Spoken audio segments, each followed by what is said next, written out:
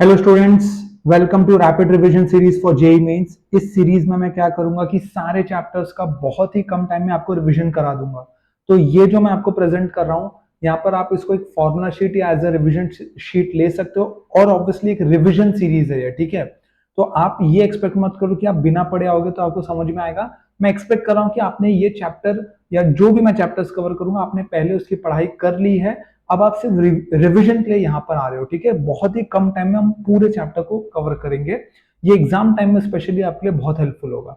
इस वीडियो में मैं कवर करने वाला हूँ ऑसिलेशन को और वेव को। वेव में हम ऑब्वियसली ट्रांसवर्स वेव और उन सब की बात करेंगे। साथ में मैं थोड़ा सा साउंड वेव में डॉपलर इफेक्ट भी बहुत ही हल्का सा लास्ट में टच करूंगा। ऑल्दो वो जेईई मेंस में नहीं होता, वो एडवांस का टॉपिक है।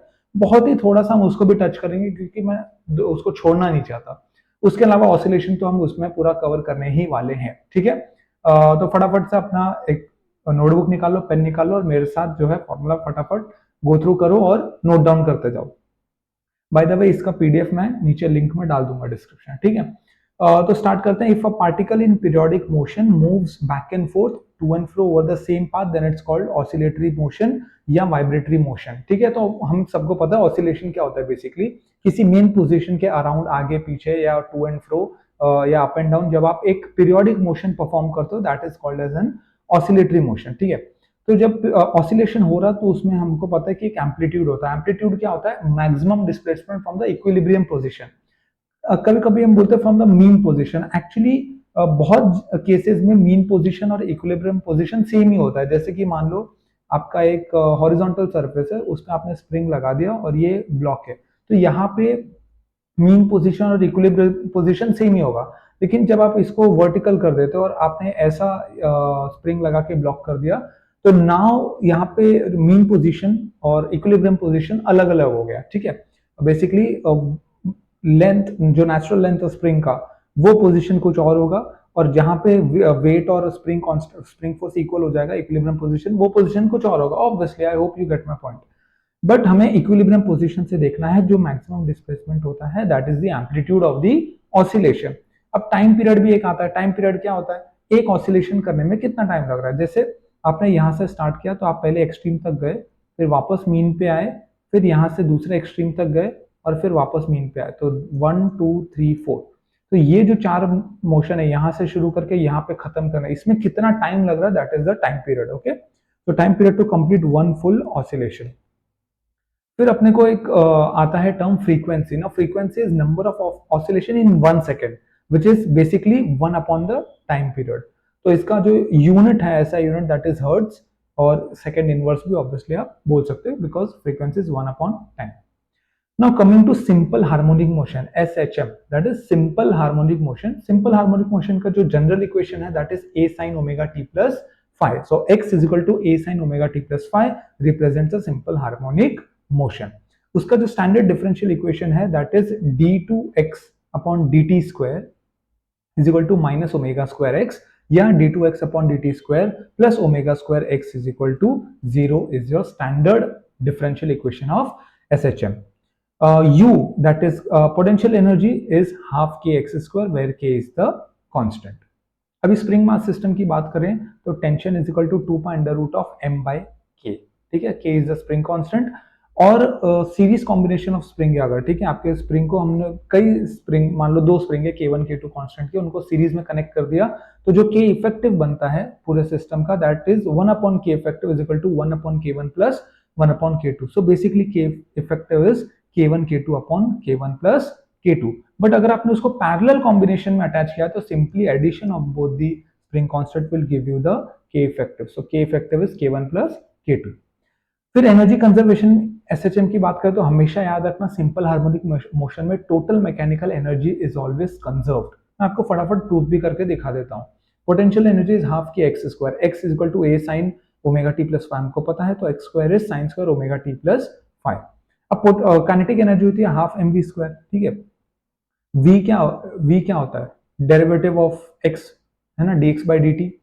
तो आप करोगे तो ए क्या आएगा यहाँ पे? हाफ एम वी को क्या लिखा हमने? ओमेगा वी स्क्वायर को ओमेगा स्क्वायर ए square cos square omega t plus five. तो बेसिकली ये जो एक्स था उसको जब आप डिफरेंशिएट करोगे विद टाइम तो you will get this term. Okay, अब हमको पता है कि omega square is k by m, या m into omega square is k, तो एम ओमेगा स्क्वायर को मैं किससे रिप्लेस कर सकता हूँ, के से। ठीक है, तो basically kinetic energy is, this is kinetic energy, okay, ये दो के में कंफ्यूज मत होना, this is spring constant, half k a square cos square omega t plus 5। अभी total energy, total mechanical energy कैसा होगा, देखो, total mechanical energy is kinetic energy plus potential energy. ठीक है, तो अब यहाँ पे half k a square sine square omega t plus 5, this is half k a square cos square omega t plus 5, तो half k a square common ले लिया और sign square omega t plus 5 plus cos square omega t plus 5 मिल गया अपने को, sine square theta plus cos square theta 1 होता है, तो बेसिकली एनर्जी क्या बची, half k a square which is basically a constant term, so energy is always going to be constant। and हमको एक चीज और पता चला कि energy is directly proportional to the square of the amplitude. तो ये देखो, जो एनर्जी है आपका total energy, that is always constant. अब देखो, जब आप एक्सट्रीम पोजीशन पे होते हैं, ठीक है, एम्पलीट्यूड पे, एक्सट्रीम पोजीशन पे आपका जो पार्टिकल क्या होता है, उस इंस्टेंट के लिए तो रेस्ट पे होता है ना, पार्टिकल ब्लॉक जो भी बोल लो, जो भी एसएचएम परफॉर्म कर रहा है वो उस इंस्टेंट पे तो रेस्ट पे, तो काइनेटिक एनर्जी क्या हो गया, जीरो। तो उस टाइम पे जो सारा का सारा एनर्जी है वो पोटेंशियल एनर्जी होता है, that is the maximum potential energy. और जब आप बीच में होते हो, मीन पोजीशन या इक्विलिब्रियम पोजीशन पे होते हो, तो उस वक्त आपका पोटेंशियल एनर्जी जीरो होता है, क्योंकि स्प्रिंग ना कंप्रेस्ड है ना स्प्रिंग एलोंगेटेड है ना, तो आपका पोटेंशियल एनर्जी क्या हो जाता है, जीरो। तो सारा का सारा एनर्जी क्या होता है, आपका काइनेटिक एनर्जी ही होता है। अब वेव की बात करें तो वेव का जनरल इक्वेशन क्या है, a sine omega t plus minus k x plus minus omega t. ठीक है, y is equal to a sin kx plus minus omega t is general equation of a wave, जहां पे k क्या है, 2 pi by lambda, k is 2 pi by lambda, जिसको हम wave number भी बोलते हैं, lambda is the wavelength. Simple सी बात है। ओमेगा क्या होता है, 2 पाई बाय टी होता है, विच इज 2 पाई एफ। तो wave omega is the angular frequency, omega is the angular frequency measured in radians per second. अब वेव वेलोसिटी v जो होता है, that is lambda by T. Obviously बात है, speed is equal to what, distance upon time. Distance मतलब wave, पूरा जो wavelength है, और टाइम पीरियड क्या है, that will give the wave velocity. तो लैम्बडा बाय टी को 1 बाय टी को f लिखते हैं, तो लैम्बडा इंटू एफ लिख दिया आपने, और f इसको इसको हम क्या लिख सकते हैं, ओमेगा बाय के लिख सकते हैं। क्यों लिख सकते हैं ओमेगा बाय के, क्योंकि ओमेगा क्या होता है, 2 पाई बाय टी होता है। देखो यहाँ देखो, ओमेगा क्या होता है, अंडर रूट ऑफ के बाय एम ले सकते हैं। अगर आप ध्यान से देखो, ये लैम्बडा एफ के बराबर कैसे है, omega is 2 pi bye T, right, so 2 pi by t is your omega, and k is what, m omega square, k is m omega square। ठीक है, तो हमको we are getting lambda into f, right? How is this? Okay, k is 2 pi by lambda, sorry, k, okay, sorry, मैं इस part को आपको दोबारा समझाता हूँ। सी ओमेगा बाई के, अगर यहाँ पे के क्या है, 2 पाई बाय लैम्बडा, तो omega upon 2 pi by lambda, which is lambda omega by 2 पाई, है ना। और ओमेगा क्या है, 2 पाई बाय टी, तो यहाँ पे ओमेगा को डाल दो 2 पाई बाय टी, तो ये देखो 2 पाई कैंसिल हो गया, लैम्बडा बाय टी आ गया, है ना। So that is why we can write this as omega by k. अब ये वेव वेलोसिटी है, पार्टिकल की वेलोसिटी अलग होती है। देखो, जब मान लो ये एक वेव है, ठीक है, तो वेव ऐसा ट्रैवल कर रहा है v से, लेकिन ये जो पार्टिकल है ये ऊपर जा रहा होगा अपने खुद के कोई वेलोसिटी से। तो particle velocity is the rate at which particles displacement very. तो पार्टिकल का जो डिस्प्लेसमेंट हो रहा है वो कैसे वेरी कर रहा है, that is particle velocity, which is dy by dt, which is plus minus a omega cos kx plus minus omega t plus 5। Okay, now velocity of a transverse wave on a string, एक string में velocity of a transverse wave क्या होता है, v is equal to under root of t by mu, where t is what, tension in a string, and mu is what, mass per unit length। इसको हम mass density भी बोलते हैं। ठीक है, तो क्वेश्चन में अगर mass density लिखा हो तो डरना मत, बेसिकली mu की बात कर रहा है, which is mu is nothing but mass per unit length। अब एनर्जी कैसे ट्रांसपोर्ट हो रही है हार्मोनिक वेव में, देख लो, जो एवरेज पावर होता है P average, that is half mu, mu is again mass per unit length, which is mass density, omega square a square into v। This v is nothing but the wave velocity, which is dx by dt। ठीक है, mu can be written as density into cross sectional area, तो mu को आप लिख सकते हो रो रो into ए। ठीक है, अभी जो इंटेंसिटी की बात हो रही है, intensity energy transported by harmonic wave, so that is P average upon the area of cross section. तो यहाँ पे रो इंटू ए कैंसिल, तो half rho omega square A square into we.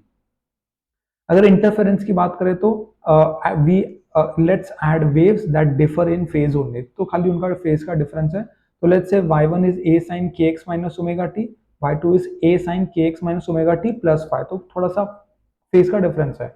दोनों में अगर आप डायरेक्शन देखो तो वेव का सेम डायरेक्शन है। ठीक है, तो ऐड करने पे a कॉमन आ जाएगा, this is sin c plus sign D. तो ट्रिग्नोमेट्रिक आइडेंटिटी हम लगा सकते हैं, और वो कैलकुलेशन करने के बाद अपने पास रिजल्टेंट एम्पलीट्यूड क्या आता है, 2a cos phi by 2। So y is equal to 2a cos phi by 2 sin kx minus omega t minus phi by 2। This is your resultant amplitude. ठीक है, तो जो इंटरफेरेंस हुआ उसमें y is equal to a sin kx minus omega t minus phi by 2 में the resultant amplitude is 2a cos phi by 2। ठीक है, अब कंस्ट्रक्टिव डिस्ट्रक्टिव इंटरफेरेंस की बात करें तो जहां पे फाई की वैल्यू जो है वो 2n पाई होगा, तो फाई बाय 2 करोगे तो बेसिकली n पाई बचेगा। ठीक है, तो pi cos n pi would be, तो यहाँ पे मैं लिख रहा हूँ a is equal to 2a cos 2n minus 1 times pi by 2। ठीक है, cos 2n minus 1 times pi by 2। Now if see cos zero कब होता है, पाई बाय 2 पे। साइन जीरो होता है जीरो पे, कॉस जीरो होता है 90 पे, बेसिकली पाई बाय 2 पे।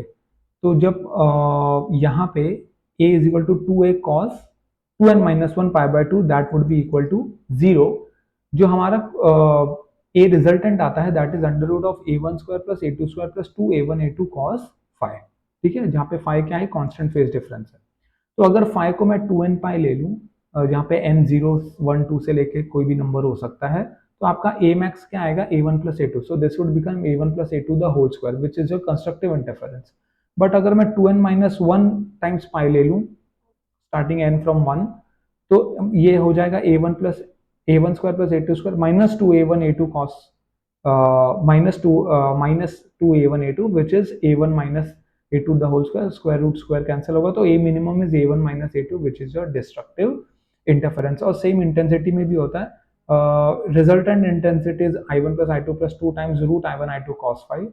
तो यहाँ पे बस अंडर रूट लग जाता है क्योंकि you see the difference, square root is missing. तो अगर फाइव को 2n पाई लिखा where n is 0 से लेकर anything, so our maximum intensity that you get on 2n pi is under root of i1 plus under root of i2 the whole square।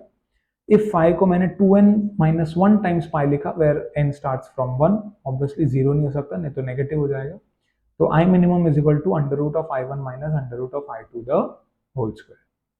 Beats की बात करें तो beats is nothing but the when two waves superimpose with frequencies less than 20 hertz or 10 hertz, जब उसका difference बहुत कम होता है तो we get a beat।